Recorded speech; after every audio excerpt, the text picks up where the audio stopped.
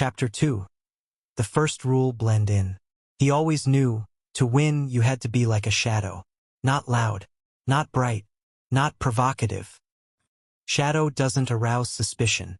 A shadow isn't remembered. It simply exists. And he became it. In every account, in every bet, in every message he typed to a moderator in the support chat.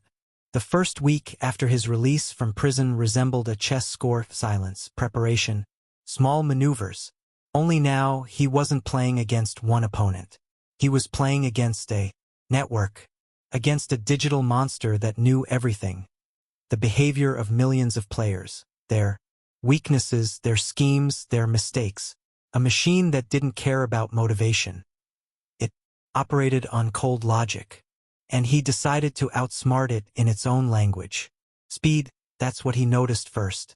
The online world was fast, impatient, hysterical. People placed bets with one click, lost with another, deleted accounts with a third. An eye depth, no discipline, only a thirst for immediate winnings. They were gambling children.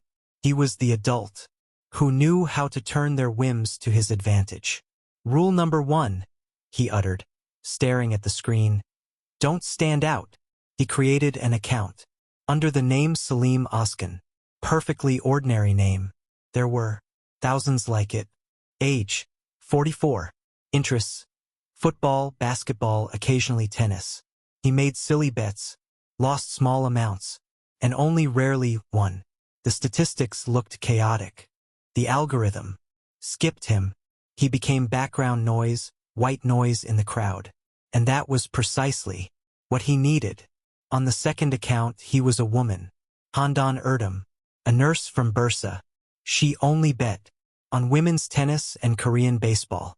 She made mistakes often, but sometimes she guessed right, very insignificantly. The algorithm noted an increased emotional factor. Another, ordinary losing soul. Excellent. The third account was the real one. On it, he made only precise bets, calculated ones. He used it rarely, only when he was absolutely sure of the results. At that moment, he felt like a surgeon, making an incision without fuss, without doubt. One shot, one kill. One odds, one win. Without a trace. So went the first month. The balance across all accounts was in profit. But overall, unnoticeable. Individually, completely uninteresting to monitoring services. But together, it was a system.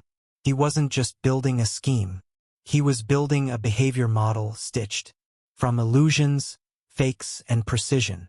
He started keeping a notebook, a real paper one, because he knew numbers could be erased, accounts blocked, servers shut down. But paper remained. In it were lines written in neat handwriting. 10, 11.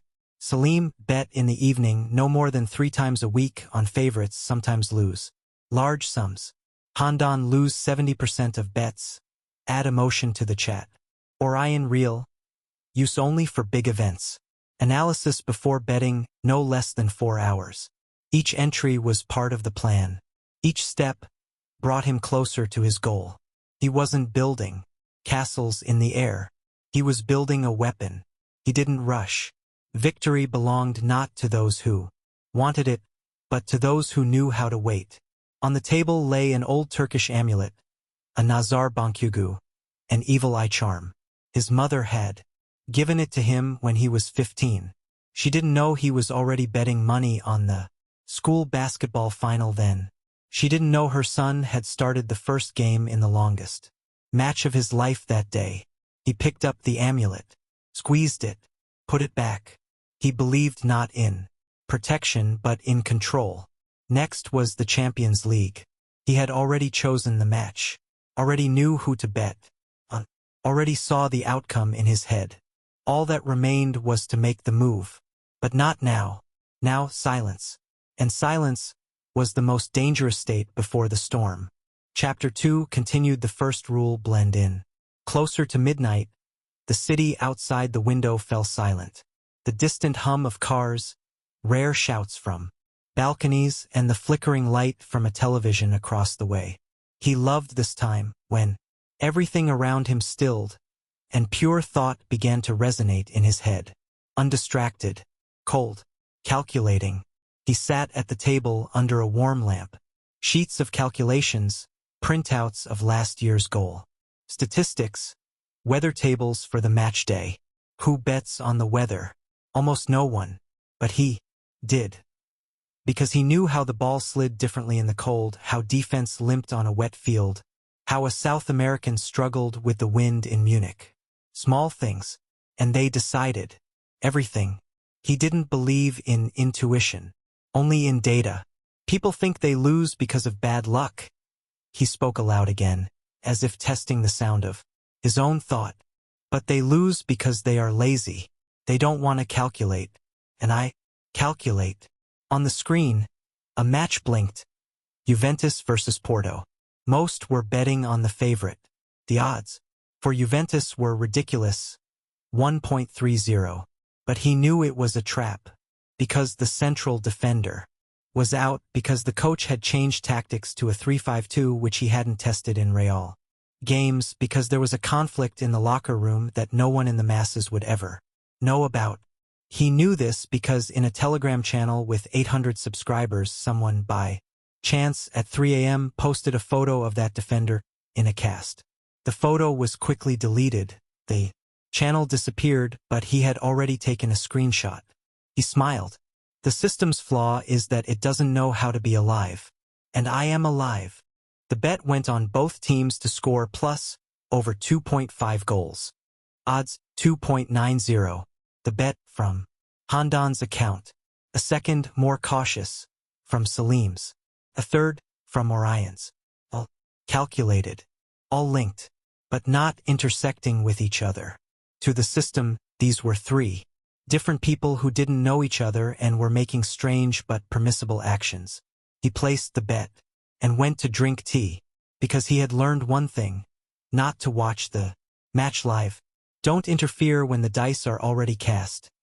This was the second rule he had devised for himself in prison.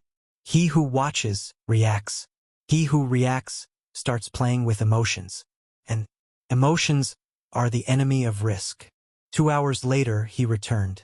The score? 2-2. The game had been wild. Yellow cards, penalties, a late turnaround. He merely nodded. All as it should be.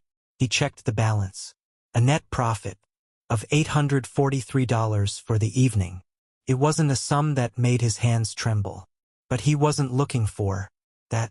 He was looking for stability, a pulse, control. He didn't like winning a lot at once. That attracted attention. He liked winning always. He recorded the result in his notebook. Next to it, a short note. Perfect noise. Algorithm not awakened. He leaned back in his chair and closed his eyes. It smelled of tea and paper. In his head, absolute silence. He knew everything was going according to plan. And in that silence, beyond the white monitor, without unnecessary words, he felt the approach of something greater. While the bookmakers slept, he woke up.